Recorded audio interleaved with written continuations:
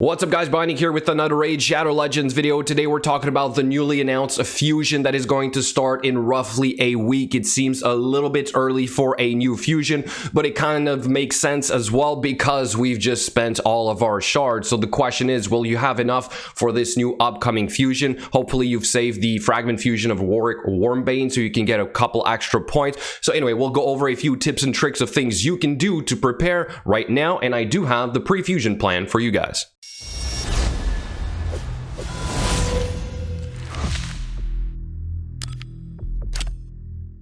Before we get started, let me remind you guys that I will have a special stream today for Diablo 2 Resurrected. We're also going to be streaming tomorrow during the day, but the night as well. So it's a great time for you guys to show up and build your loyalty points as we are phasing out this loyalty point system on my Twitch channel. And all of this can be used for the two major account giveaways we're about to have. For example, this one right here. This is the one that is going to be given away this week. It's not the $50,000 account, but it is still a very, very nice account, and I'll basically unlock the amount of tickets that you can buy. So it's not going to be limited to, like, let's say 250. Literally, you can go all in with all your saved up loyalty points. So again, make sure you show up for all the streams. Now here's a breakdown of the new fusion. Sigmund The Highshield, defense type, magic affinity from the Bannerlords faction. The skill breakdown is as follows. On the A1, you attack one enemy, you remove any shield buffs, and then you also have a 50% chance of removing one random buff and 75% chance instead if it's a boss. I'm not sure if this can be booked to, let's say, 100% chance,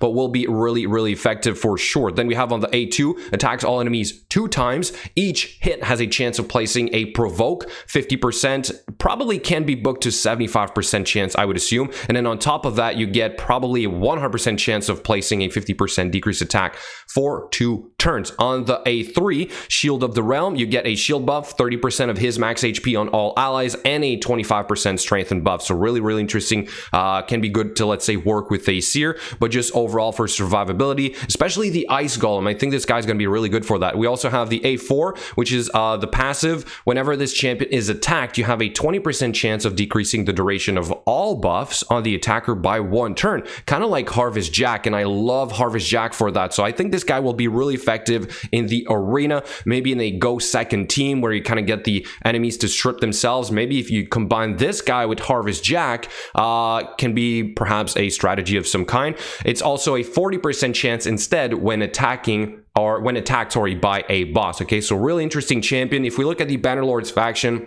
I think this guy will have his place, absolutely. If we go back to the previous fusion we had, which was Killian, nobody really uses him, right? Or I did briefly to complete the crypt, but he's not in my team to farm the crypt. A little bit here, like Helior, if he's a defense type, Sigmund, I would assume he's going to hit relatively hard. So perhaps there is a way to also turn him into some kind of DPS champion. So who knows? But certainly do get this champion if you can, because it will make your life a lot easier for the crypt, whether you're trying to complete it or whether you are just trying to farm it. All right, so now let's go over the plan and a few tips and tricks. So for now, all I have is a copy of Mother Sibel because she's the last classic fusion we've had. So I would assume it is going to be very similar to this. Obviously, I will update this as we go, but a few things to point out was the summon rushes are now harder, so you need even more shards to do that. I always say to use as sacred shards during the summon rush if you can, because it's easier. You can also get an extra copy of the epic champion if there is a good one in there. So you would need at least 7 sacred shards to make that happen. If you've been hoarding like myself, I still have 9 left, so I should be all right for that, and we have a week to gather more, but then I might struggle for the rest on the champion chase tournament. So for the chase tournament, what I always say is to try and save up extra fusions. So hopefully, like I said earlier, you kept Warwick Wormbane. That's an extra 500 free points. Maybe you have enough champions to do a Broadma. I only have these 2 guys, and I suppose I can get around to doing those 2. That would be 350 points. And then you can do, if all else fails, mystery shards, right? So if you have to do that, go ahead and burn all those mystery shards, and that should give you enough points to reach the 1550. Now, if you want to go to 2500, I would not exactly suggest that you do, because last time there was only a rare champion, not an epic champion. Okay, so again, be cautious with that. Don't forget, there's also probably going to be the clan versus clan somewhere in there, and I think now, sorry, they've moved it to the weekend, so it's going to be a little bit different. I will update the dates here, and obviously this is going to change. As for the dungeons, usually pretty straightforward. We can do it with the free-to-play energy. That's not an issue. The concerns are usually the artifact enhancement events. Make sure you have enough silver saved up. I'm quite low myself. Dungeon Divers event, if there's one, if there's 2 or 3, the third one, or there's usually one that's longer. That's the hardest one, and you need a lot of extra energy to do that. So don't forget, you should be farming the stage 20 if you can. You get more points for the dragon, for the tournaments in general and the Dungeon Divers events than you do, let's say, doing 24 or 25, which is technically better gear overall. All right. Then for the champion training event and champion training tournament, that is where we also usually struggle a little bit. I try to pick one of the two to push in.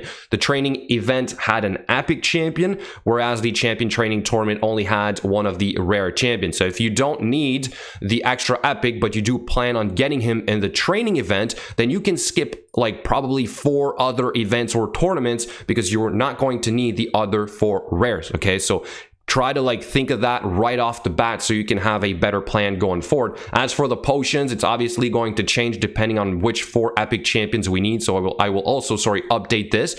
But now's a great time to load up on your potions, right? You have a week, so the let's say void keep is going to be open only on a certain day, so make sure you have enough of the small ones and the medium ones, but especially the arcanes as well. Although the arcanes you can do whenever you want, but this week just take the time to be prepared for that. You also want to have some saved up gems. I'm a little bit low right now, but I'm confident I'll get enough over time. My silver is my big concern, so if you want to start loading up on some silver, don't forget about doing your forge when you're going to have the clan versus clan tournament. Start generating that right now so you're good to go. Then there's also, of course, the chickens, right? So I usually have a whole lot saved up because I don't use a ton of them. This is always my backup plan, all right? So overall, that's pretty much it, except now for the energy, and that is where I'm going to struggle, and I think I'm going to have to spend some gems for this one on energy refill. I usually have a ton saved up in here, which is why I'm saying this is a little bit too early, right? So whatever you're going to generate in the next week or so from the tournaments or the events,